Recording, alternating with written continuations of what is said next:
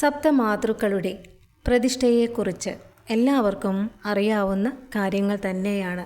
എന്നിരുന്നാലും സപ്തമാതൃക്കളെക്കുറിച്ചുള്ള കുറച്ചുകൂടി കാര്യങ്ങളറിയാം.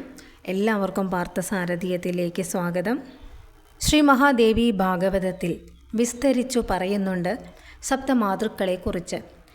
നമ്മുടെ എല്ലാ പ്രധാന ക്ഷേത്രങ്ങളിലും സപ്തമാതൃസങ്കല്പത്തിൽ പ്രതിഷ്ഠയുണ്ടാകും.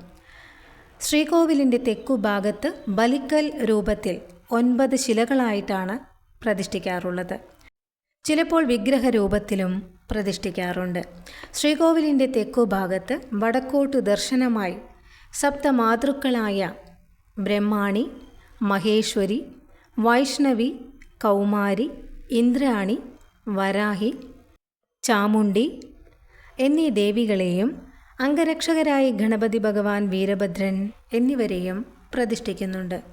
ഉത്സവ ബലി പൂജയിൽ ഇവർക്ക് പ്രത്യേകമായ പൂജാതി കാര്യങ്ങളും നടത്തുക പതിവുണ്ട്. സപ്തമാതൃക്കളിൽ ബ്രാഹ്മണി ബ്രഹ്മാവിൻ്റെ ശക്തി ദേവതയാണ്. ഈ ദേവതയെ മഞ്ഞ നിറമുള്ള 4 തലകളും 6 കൈകളുമുള്ള ദേവിയായിട്ടാണ് വിവരിക്കുന്നത്. ബ്രഹ്മാവിനെ പോലെ കയ്യിൽ രുദ്രാക്ഷമാലയും കമണ്ഡലവും ധരിച്ച് ഒരു താമര കയ്യിൽ പിടിച്ച് ഹംസത്തിൻ്റെ പുറത്തിരിക്കുന്നു. ഹംസം വാഹനമാണ് ദേവിയുടെ. സർവാഭരണഭൂഷിതയായിട്ടാണ് എപ്പോഴും ദേവി. ഖണ്ഡമുക്ത എന്നൊരു ആഭരണം തലയിലും ദേവി അണിയാറുണ്ട്. ഇനി ദേവി വൈഷ്ണവി. വിഷ്ണു ഭഗവാന്റെ ശക്തി ദേവതയാണ് വൈഷ്ണവി ദേവി. ഈ ദേവതയെ ഗരുഡൻ്റെ പുറത്തിരിക്കുന്നൊരു ദേവതയായിട്ടും 4 കൈകളും ആ 4 കൈകളിൽ ശംഖ്, ചക്രം, ഗദ, പത്മം, വാള്, വില്ല്, പിന്നെ വരദമുദ്ര കൂടാതെ അഭയമുദ്രയും ഉണ്ട്. വിഷ്ണു ഭഗവാനെ പോലെ സകലവിധ ആഭരണങ്ങളും അണിയുന്ന ദേവതയാണ് വൈഷ്ണവി ദേവി. കീർത്തികാ മുക്ത എന്ന സ്വർണ്ണ കിരീടവും ദേവി അണിഞ്ഞിട്ടുണ്ട്. ഇനി ദേവി മഹേശ്വരി. മഹാശിവൻ്റെ ശക്തി ദേവതയാണ് മഹേശ്വരി ദേവി. മഹേശ്വരി ദേവിക്ക് രുദ്രി, രുദ്രാണി, മഹേഷി എന്ന പേരുകളുമുണ്ട്. പരമേശ്വരൻ്റെ വാഹനമായ നന്ദിയുടെ പുറത്താണ് ദേവിയുടെ ഇരിപ്പ്. 4 കൈകളുള്ള ദേവിയായിട്ടും വെളുത്ത ശരീരമുള്ളതും 3 കണ്ണുകളും ഉള്ള ഒരു ദേവത.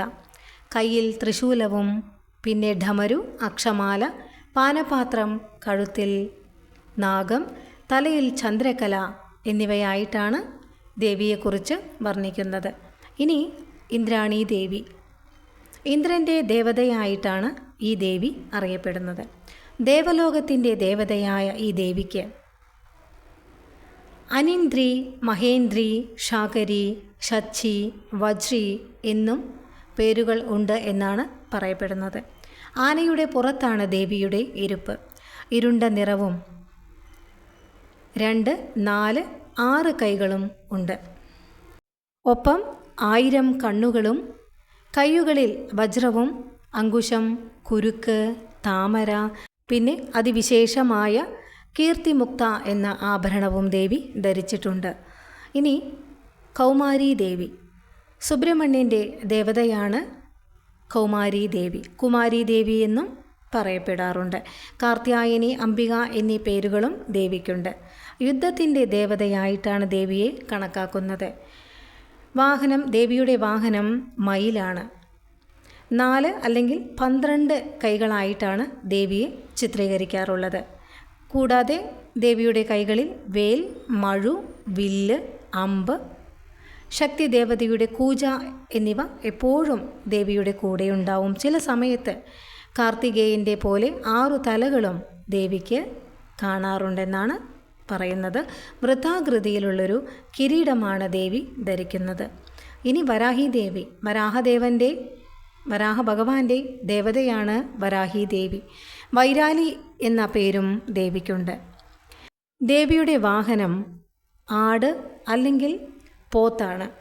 ദണ്ഡ്, കലപ്പ, ചാട്ട, വജ്രം, വാൾ, പുറമെ പാനപാത്രവും കൈകളിൽ ഉണ്ടാവും ദേവിയുടെ. ചില സമയത്ത് കയ്യിൽ മണി, ചാമരം, ചക്രം, അമ്പ് എന്നിവയും ഉണ്ടാവും. കരണ്ട് മുക്ത എന്ന കിരീടമാണ് ദേവി ധരിക്കുന്നത്. ഇനി ദേവി ചാമുണ്ഡി. കാളീദേവിയുടെ എല്ലാ സ്വഭാവങ്ങളുമുണ്ട് ഈ ദേവിക്കും. കറുപ്പ് നിറമുള്ള ദേവതയായിട്ടാണ് ദേവിയെ വർണ്ണിക്കുന്നത്. ഉണ്ടമാല, ത്രിശൂലം, വാൾ, പാനപാത്രം എന്നിവയാണ് ദേവി ധരിക്കുന്നത്. സഞ്ചരിക്കാൻ ദേവി വാഹനമായി ഉപയോഗിക്കുന്നത് ചെന്നായയാണ്. 3 കണ്ണുകളും ഭീകരരൂപവും ആയിട്ടാണ് ചാമുണ്ഡി ദേവിയെ വർണ്ണിക്കാറുള്ളത്. പ്രധാന പുരുഷ ദേവന്മാരുടെ ശക്തികളെ, ഊർജങ്ങളെയാണ് ദേവിമാർ പ്രതിനിധീകരിക്കുന്നത് എന്നാണ് പറയുന്നത്.